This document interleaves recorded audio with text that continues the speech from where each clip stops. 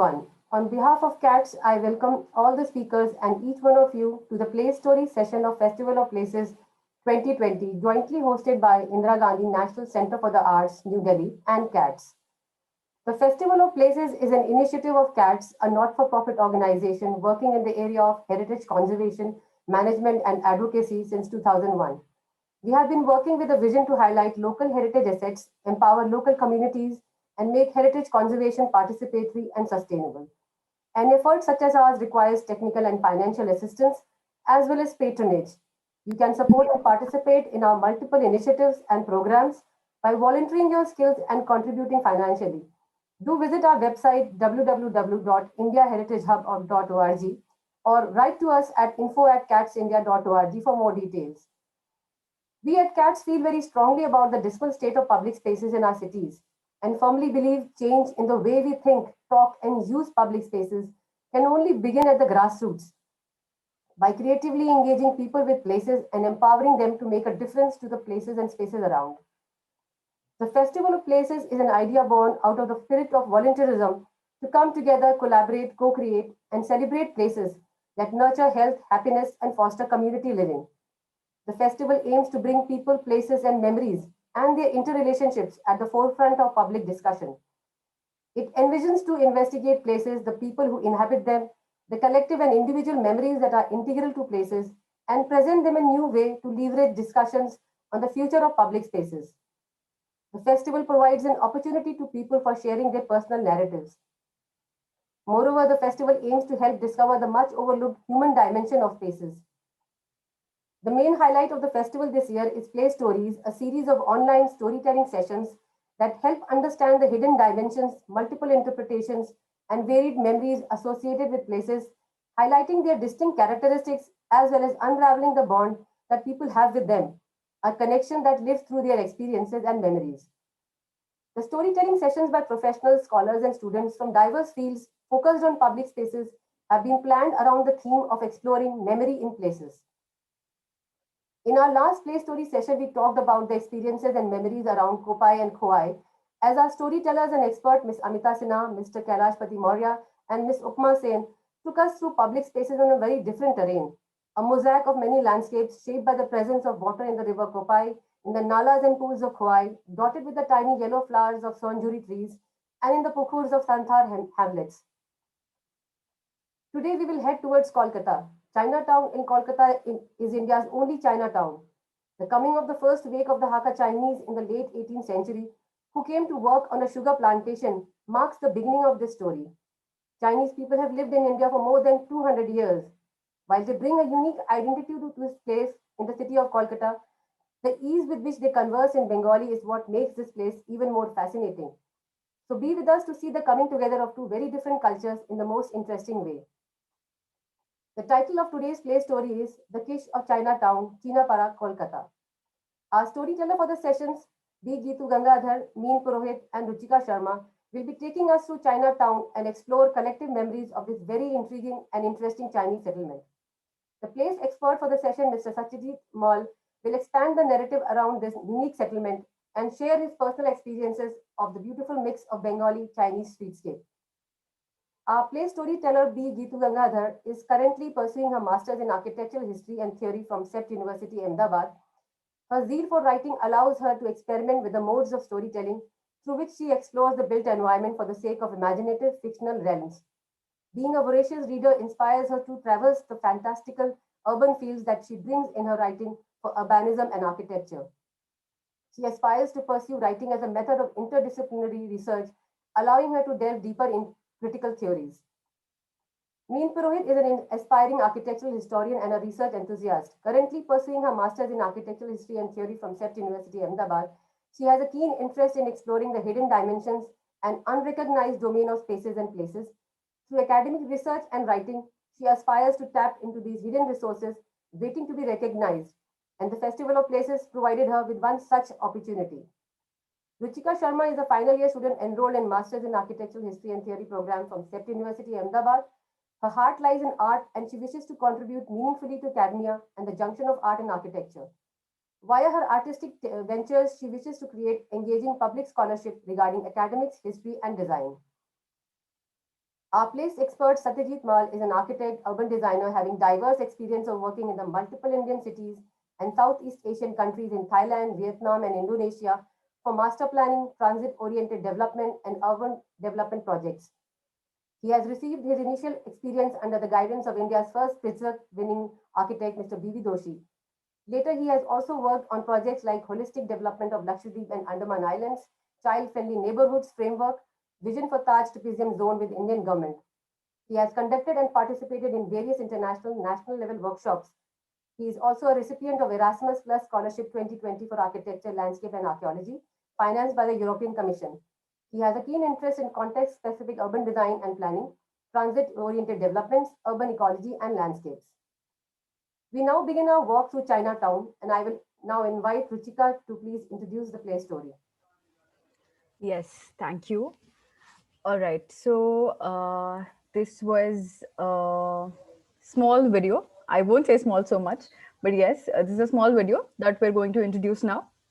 This project is based on our collective perceptions of Calcutta's Chinatown. This video is the unified product of a number of experiences via which all three of us formed our idea of the stereotypical and yet very intriguing and interesting Chinese settlement. The idea for which came from the movie Detective Byomkesh Bakshi's Chinatown Street View scenes. This is the depiction of Chinatown in Calcutta of the early 20th century on a regular afternoon. As we sit telling these stories today, around the same time, somewhere in Calcutta, a majestic looking gateway carved in motifs of dragons and lions sits leading the way to Chinapara or Chinatown. The street that makes up the world on the other side of this gate is slowly being occupied by a community of some non natives. As they settle their feet in these grounds, they also imbibe some things from the Bengali street culture into their daily life. If you could please. Yes.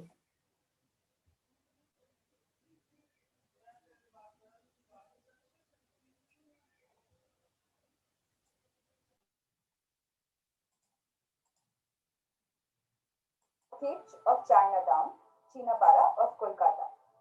Hello, this is me, Jitu, and Ruchika, a group of three architecture historians presenting a figment of our collective memories of Calcutta's Chinatown. This video is the unified product of a number of pleasurable sensory experiences via which all three of us formed our idea of the stereotypical and yet very intriguing and interesting Chinese settlement. This is a depiction of Chinatown in Calcutta of the early 20th century on a regular Thursday afternoon. As we sit telling these stories today, around the same time, somewhere in Calcutta, a majestic looking gateway carved in motifs of dragons and lions sits leading the way to Chinapara or Chinatown. The street that makes up the world on the other side of this gate is slowly being occupied by the community of some non-natives. As they set their feet in these grounds, they also imbibe some things from the Bengali street culture into their daily lives. As the mahjong clubs exist beside the tea stalls, a group of men and women are occupied by the game of mahjong and drinking tea. Another group of young people stand and peer outside from the porch of a Chinese temple, witnessing the ongoing decorations for their upcoming new year. Children play hopscotch on the roadsides, and the streets are alive with color and fervor, thanks to the lanterns swinging in the wind. For us, revisiting this site in our memories over and over and translating this lived experience into visuals made for a difficult, albeit an interesting exercise. For it is nearly impossible to encapsulate the spirit of a place as is into a condensed video. We have tried our best to present the existence of Chinese community in West Bengal as we see it, an exhibit of this intriguing mix of architecture, people, and culture. It is a cross-cultural living experience in which we witness not just the Chinese attempts at assimilation into the Calcutta landscape, but also the preservation of their identity. Hence, this project is an exercise to peek into the architecture of the Chinese community in the culturally rich Indian city of Kolkata. We do this through a colored portrayal of not just the buildings, but also the people, their daily street life and culture, thereby highlighting the inherent relationship between us, the living, and the lived. With our commentary in the background, we seek to incorporate our experiences into this beautiful mix of Bengali Chinese streetscape. In doing this, we have also managed to surrender to the temptation of making architectural observations and throwing in our 2 cents about how the inhabited environment has been molded with the needs of the users. Since our experiences have been shaped by the exteriors of the buildings and how the overall fabric of the Chinatown street has been woven by the people.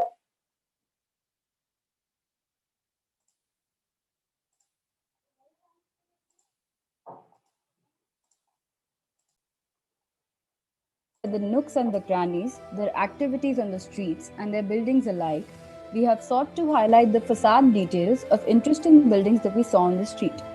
To make the presentation give out relevant details about life in Chinatown, we have tried to conceptualize the video around the simulation of the profound reality of a Chinese settlement. This has resulted in a collation of spaces with observable facades as well as a peek into their navigable and non navigable interiors.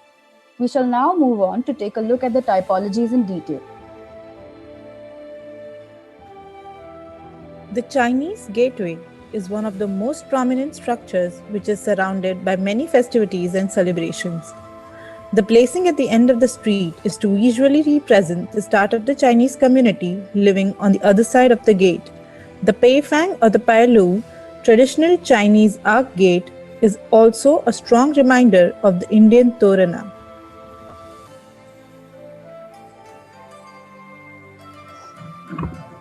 As one moves into the fascinating world of Chinatown from this ornate gateway, the first structure that welcomes them is a Siwoi Yun Yong foot church.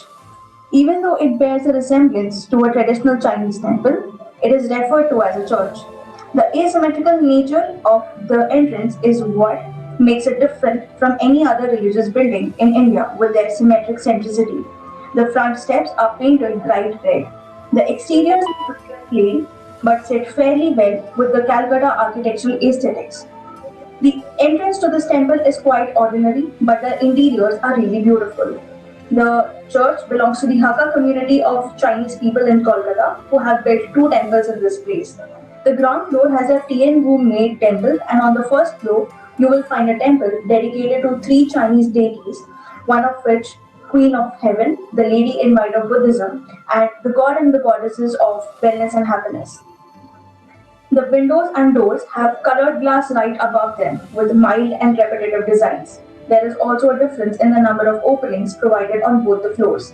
This breaks the monotony but surprisingly manages to look as soothing as the people who loiter in its verandas, calmly observing the street activities.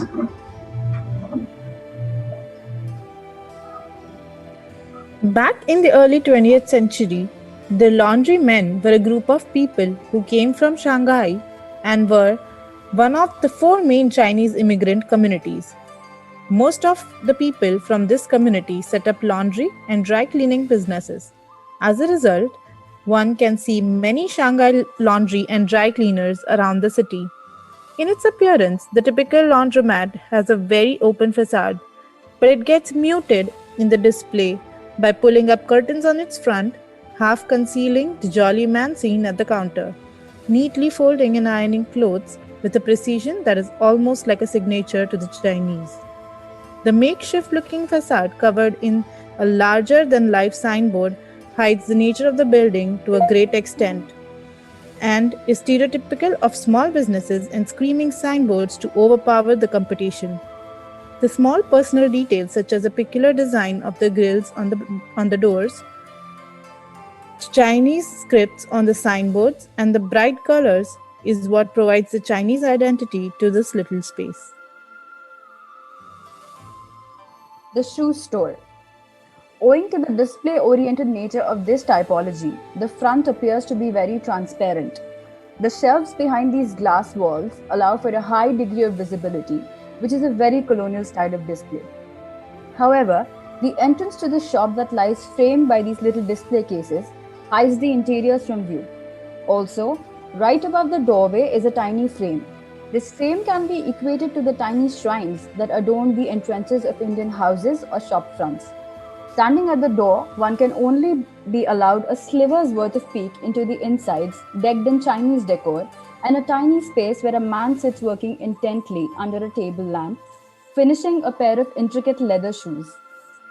This hidden Chineseness of the interior and a colonial site exterior reassert the notion that the interiors of these Chinese stores were less than Indianized and more connected to their Oriental roots. The chai stall. The men of all ages alike in Calcutta were seen creating a space for themselves on the roadside tea stalls. This was the prevalent Calcutta Adda culture. Obviously, the Chinese were quick to adapt to this. The men of Chinatown would be seen indulging in chatter and banter, smoking away, or just staring intently at their mahjong boards, their lembu chas getting cold.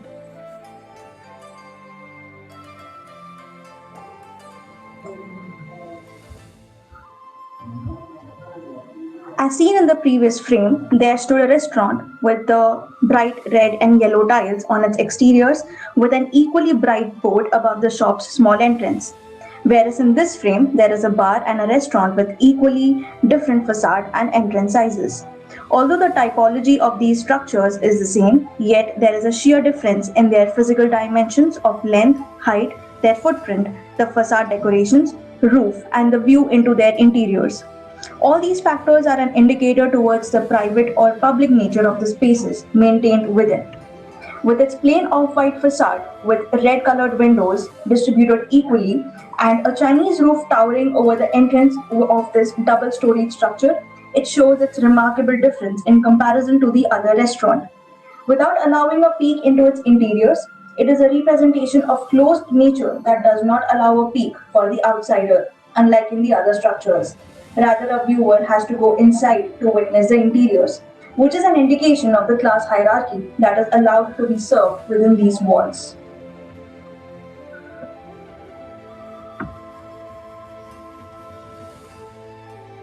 The iconic columns on the church came not from China, but were a mere attempt at weaving themselves into the fabric of the Calcutta landscape by the use of similar architectural practices on their buildings as the city.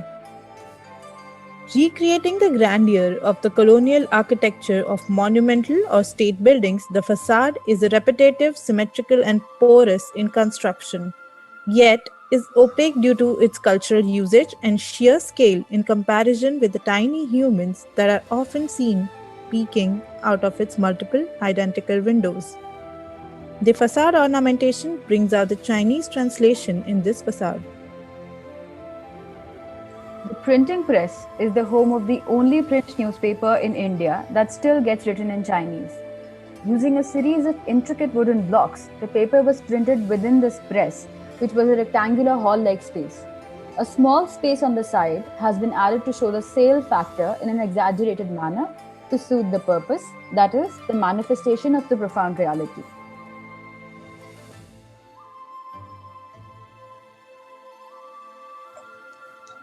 Pharmacy. Unlike the residences with their opaque, solid, and almost always closed doors and windows, the medical hall or the pharmacy in Chinatown is open to all, complete with a kind looking woman sitting at the front, listening to someone read the Chinese newspaper out to her. The rectangular footprint of the shop with its open front, the subsequent spillover, the welcoming nature of the woman owner, and the pavement display alike alongside the absence of a visible panel door is an interesting dimension of this commercial space. Right next to this pharmacy is the dentist clinic. These men were traditional Chinese dentists and came from the central China Hubei province. The art of Chinese dentistry is as comic in its scene as it's painful and infamous in its practice. Set up like a small store instead of a medical setting in a shady looking dark ground floor of a residential typology, it deceives the visual perception one usually has of the dental clinic, that is a chamber room. The sight of this painful experience weighed in a kitschy red curtain reminiscent of blood is quite startling. The overall effect that this spatial arrangement has on the viewer is one of a scared, wondrous amusement.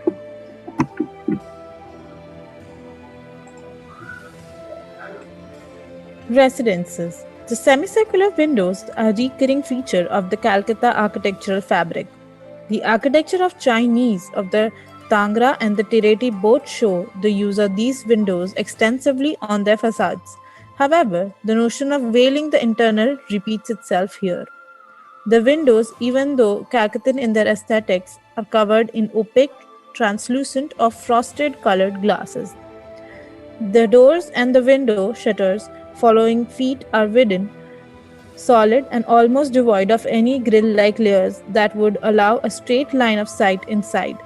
The color red, yellow, and green keep making an appearance on the facades of all houses alike.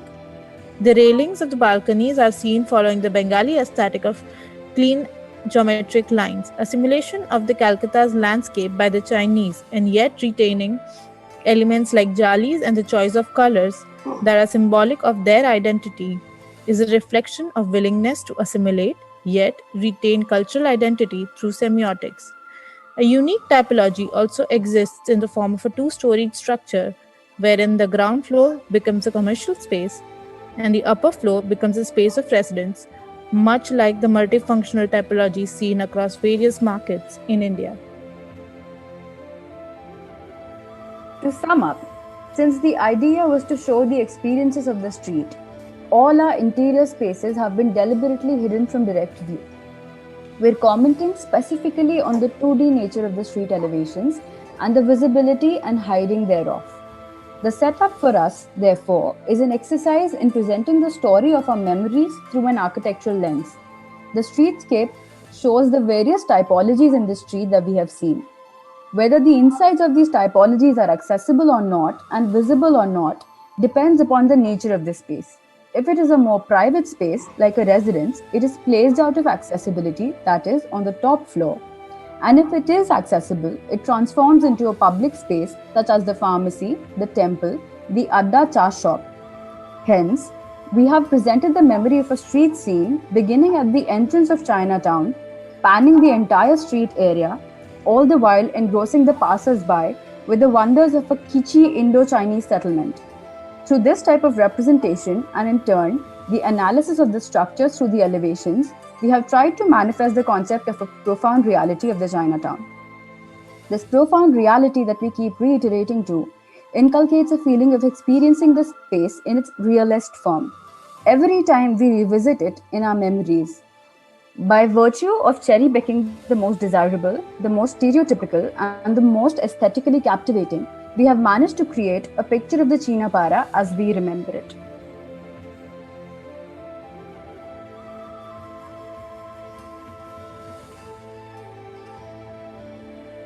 Here's taking a look at the people, the places, and the delicate relationship they share via a few real-time images of the Chinatown.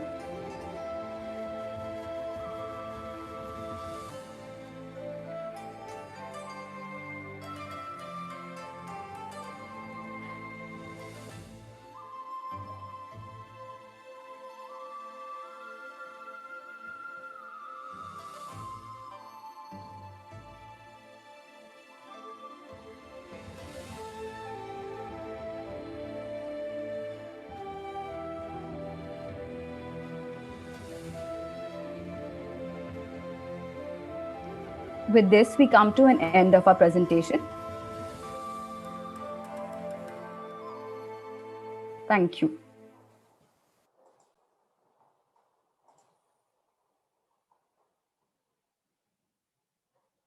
So it was a really, really, very, very interesting kind of presentation, trying to portray the essence of a place. And I must congratulate the three of you for doing a very fantastic job.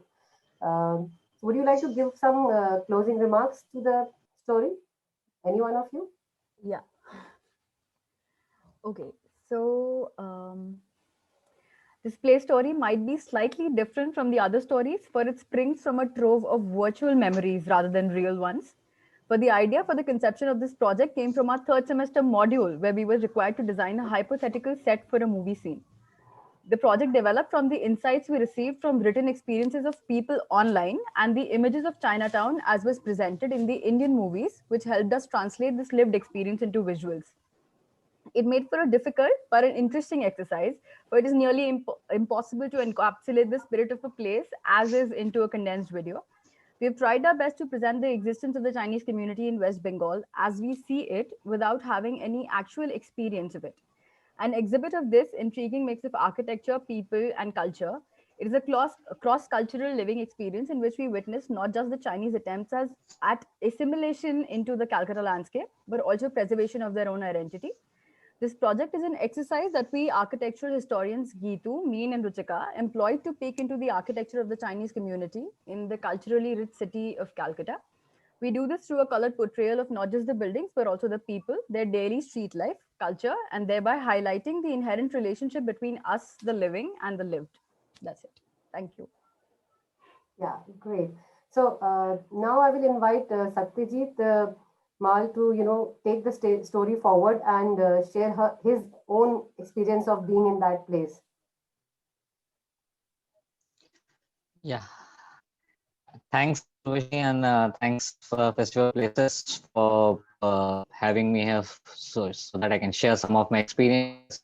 Like I have been to these places a couple of times, and also, but today I would not focus much on the part of the China, exactly the part, the street. Satyajit, your voice is cracking a bit.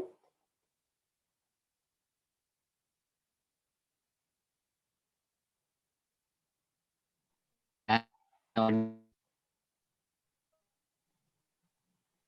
Satyajit? hello. Yeah. I think there's some Yeah, network issue. Your voice is cracking.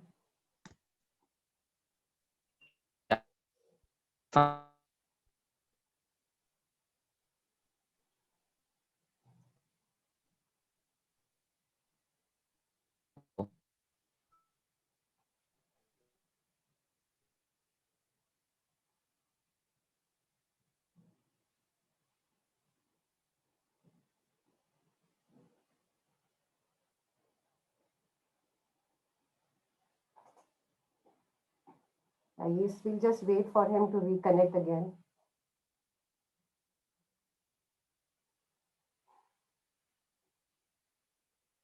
yeah, hi.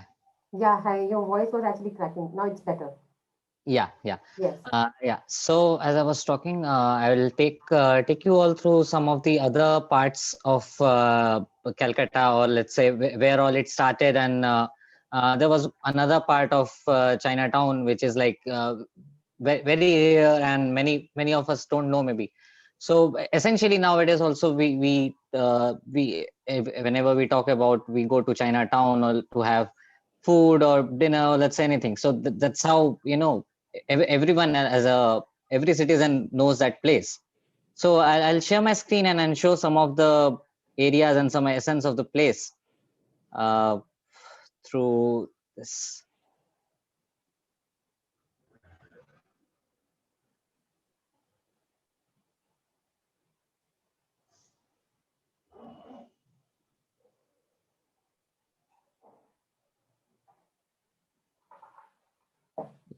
Is it visible? Yes, it is. Yeah. So I'll like to take you. What is it about? What do we recall when we talk about Chinatown and these kind of places in any place in India, or let's say anywhere? So in locally we call in Calcutta, or like Chinese food, Hakka. I mean, any these are the essential things, like every day as a place, or I mean, apart from the temples and churches which are still found in these areas. So, there is another place called Tiratti Bazaar, or apart from the Tangra or the Chinatown, which you guys have documented. I mean, it's really nice to see, even though you have not been to the area, but it's quite well established how. So I'll take you from one of the old part of it, like essentially how these people came, the Chinese communities, and this whole, they came in, especially in the 18th century, and because of the sugar mill which was established in Achipur, which is in the rivers, near the river Hooghly, and outskirts of now, which is not in proper Calcutta or Kolkata. So, and this right side, you can see this is the actual temple, along with the sugar mill which was established there, the Achipur temple. And this is how the place, and still now they celebrate this place as, when the land dancers playing the activities, and also the New Year celebrations which takes place in these areas even now. So after this, so essentially the communities and the people came at three waves, let's say. So first was when this sugar mill and the factory was established along with the temple and these areas. So over time, the Chinese community settled in other parts of Calcutta as well. So after that, they moved to this part which is called, so which the left is the leftmost bottom is the one which I was talking about, where they established the sugar mill and the temple. So that was one of the areas. But very soon they moved to this place which is known as Tiratti Bazaar or Tirata Bazaar, which is in the name of an Italian town planner because he established that area. But that area is also which after this area does not have much of people. But Tirati Bazaar came, and nowadays also there are every Sunday there's a breakfast which happens, and there are old Chinese temples or monastery the temples and churches which are still there but not at really great condition, but because of the population which is still there, they are trying to maintain them and have the traditions and the cultures rooted to them. They're trying, and then later on it moved to the Tangra area. Now essentially all the communities, because of the tanneries which established there, and so that area became more popular, and we still have the cultural diversity existing in this place. So I'll essentially take you to the other place, which is Tireti Bazaar or Tireta Bazaar we call it today, and how this place is now also, and where we stand now. It's around 20,000 inhabitants which came initially to Calcutta, but now it's only a people of 2,000 to 3,000 people which are still existing in these areas, combining this Tangra area, Chinatown, and the Tireti Bazaar, and still contributing to the in the form of cuisines, traditional shops, medicine shops, as also mentioned by the churches and the New Year celebrations. So this is one of the place. It's in the Sunday morning, which happens every Sunday nowadays.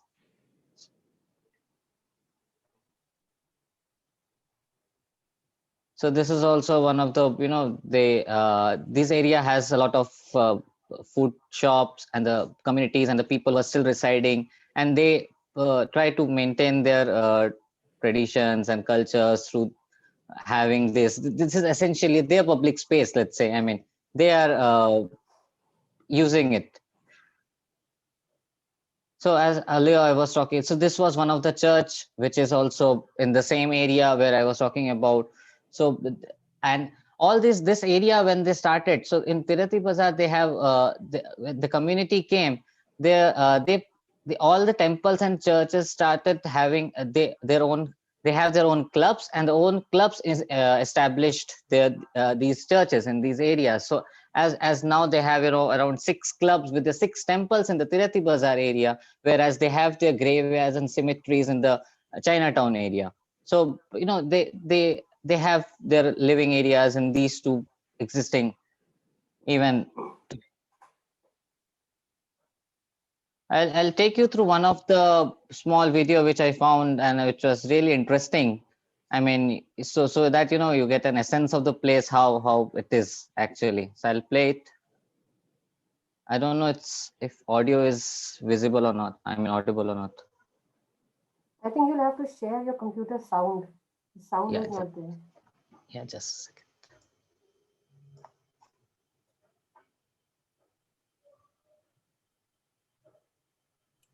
So you'll have to stop sharing for a second and start sharing again, and just tick the share computer sound when you are sharing again.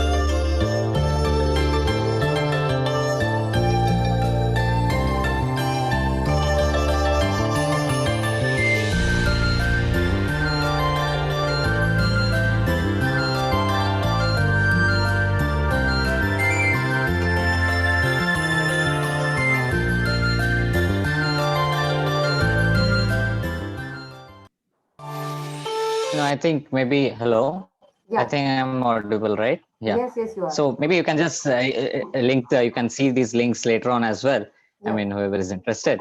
So as I was showing, as I was mentioning also, like, these are few of the old Chinese shops, medicine shops, which are still, functioning, and in that area particularly, even there was a proposal by governments as well to improve these areas to make it as a Chinatown plaza and things like that. But I mean, these are at really not at very great condition, but the people still go, and we still have memories associated with these. These are really nice. I mean, few of the articles which I found, I mean, just online. I mean, we can go through it if someone wants to link it.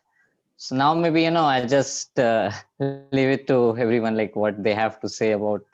And like, this was my some of my personal experiences, which I have been to these areas many times, and this is what I feel. Yeah. Thank you, Satyajit. For a moment, I, got transported into Chinatown itself, and, I could smell the, tastes and flavors of Chinese dishes. Thank you so much for this presentation. And Atulya, do we have some questions?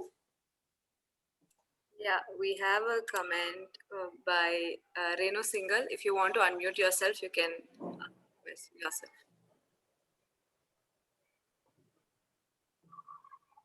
Yeah, good evening, everybody. I thought the presentation, the rendering was stunning. The way it, combined the Chinese rendering techniques, the clouds, the trees, and the colors you used. And it was quite amazing. I think you all said that you have not visited the site and it's only a virtual experience.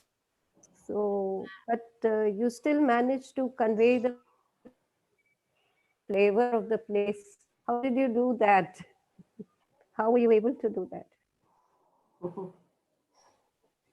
I think as researchers, we're required to get into the smallest of details possible to make our work look authentic, sound authentic, and be authentic, obviously. So I think that helped.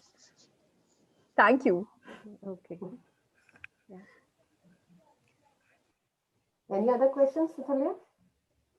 Man, also, if I could just add in, I'm also Yeah, sure. part of the same studio. So Yeah. as part, it was this whole exercise was as a part of our the master studio in Sept. Yeah. So we had a lot of resource people coming in to talk about Kolkata because we couldn't travel to this place, and we got a lot of information from them also, and then a lot of information from the online archives and everything that was available there, and that's how we compiled most of the information. It's amazing. This is how we feel, and you realize that there are so many aspects to a place. It's not just the tangible; it's the intangible. Even I think the background music was, doing a great bit of contribution to recreating that, aura of the Chinese community in India. Yeah, absolutely. Yeah. Any more questions, Atuli? Can I ask another question? Yes, please. Yes, keep going. Yeah. Yeah. I mean, I think you also mentioned that as part of your studio project, you were supposed to think of it as a film set. Could you throw a little more light on that?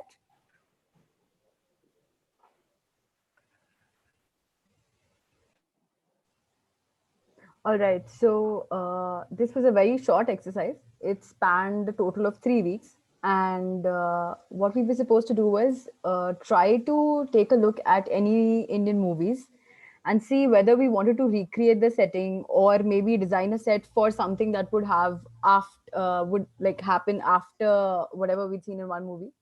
So we saw Byomkesh Bakshi, and there's this bit in there where they're speaking of opium dens in the Calcuttan Chinatown. So we saw that, and earlier it was the plan was just to talk about the opium den and make up a dark street in a market and everything. But then, as we started looking at the resources and Atulya's project, obviously we got carried away, and we thought there's so much more that we can do here. And so, in the end of the video, we were also mentioning there's a few spaces that we've made such that you can go within them, and there's a few that you can only observe from the outside. So we were thinking along the lines of what would something that happens in a movie, relate to. If there was somebody who was required to go inside a shoe shop, they would be able to go inside the shoe shop because that is relatively an open area. But when you see in a movie, it happens many times that they don't exactly take you to the insides of some setting unless the main character is centered there. So that is how we based our residences with closed facades, so you cannot go on the insides of them. So I hope I'm answering your question all right. Yeah. Okay. Thank you. Yeah. Yeah. Thank you. I mean, it was more. Yeah, please go ahead. I mean, you were relating it to being a facade, as we see in the movie set, which you can't really enter. Yeah. Okay. Thank you.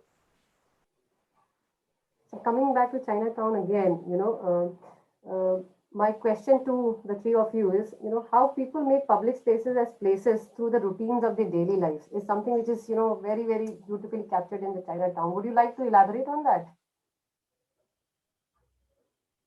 So what are these routines of daily life that you think that, is creating that identity for that place?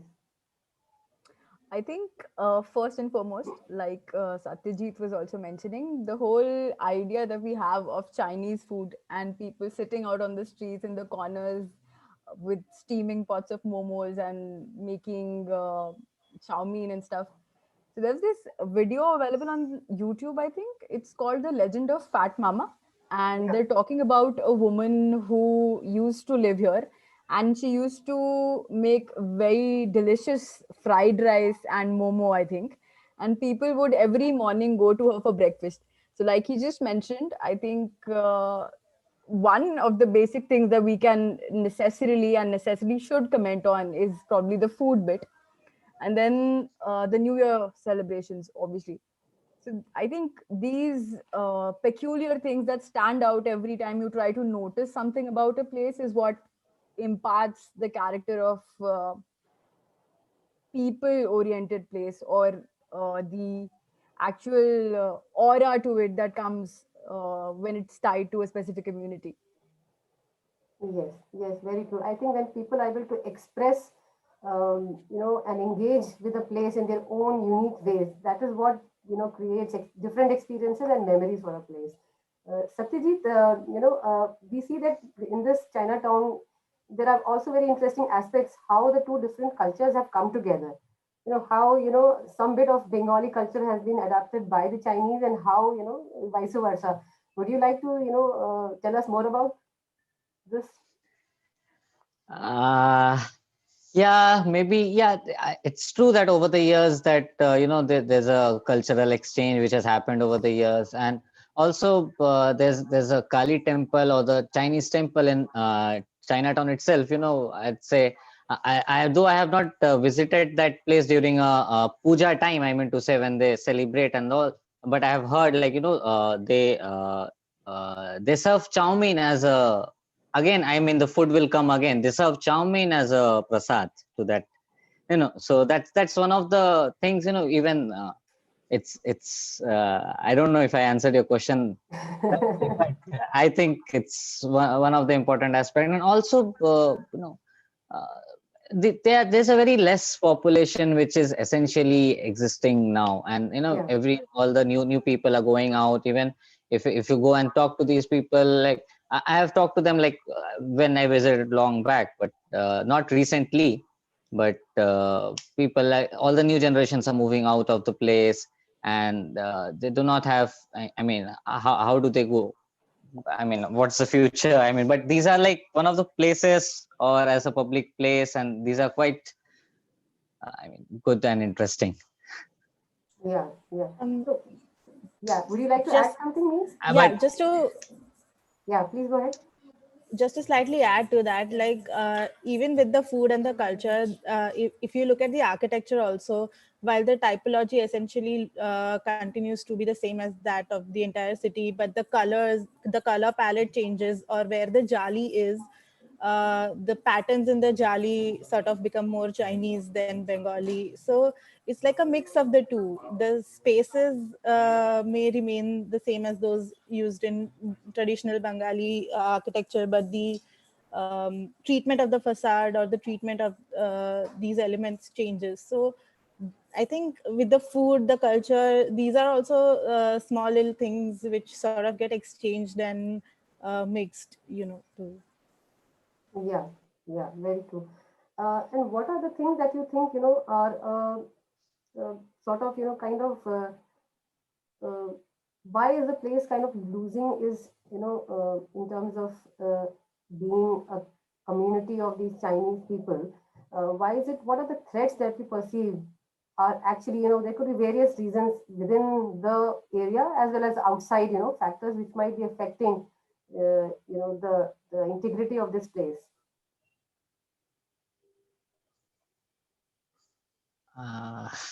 It's very difficult to say, but I mean, obviously, I mean, over the time there are, even one of the in my presentation I showed one of the Chinese temple, and which earlier in 1800s and 1900s the ground floor used to be a restaurant, but over the time it again closed because of the economic policies and many other reasons. So it stopped functioning, so people are not going, and so it stopped working, but the temple is still there, people are. But that's the reason, as you were talking about, many, you focus many on the building typologies. So that was one of the place, like where the temple was situated on the first floor, whereas the restaurant, which is closed, and it's closed for long now, I mean many years, but you have to access to the first floor, and these are small things which is, but still they are there, and it's functioning like that. There's certain people of people go shop from there, come back, even there are small spices they go, but there is no, I mean, I don't know how to say it, but these areas needs to be preserved. And I mean, there was one project also, even I saw, even I got to learn even recently that there was one project which was, they were trying to work it around how to develop these areas and how to sustain these communities, but I don't think that nothing concrete has come up. Ma'am, if I could just. And also I'll like to appreciate, I mean, all the graphics and representation was really great. Even I was not aware that you have not been placed to these places.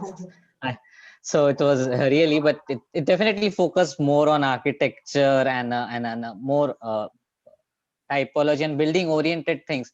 Maybe the how the street and the overall area functions as a public place is quite vibrant. I mean to say, it's quite active, and that's quite good. Yeah. Atulya, you wanted to add something?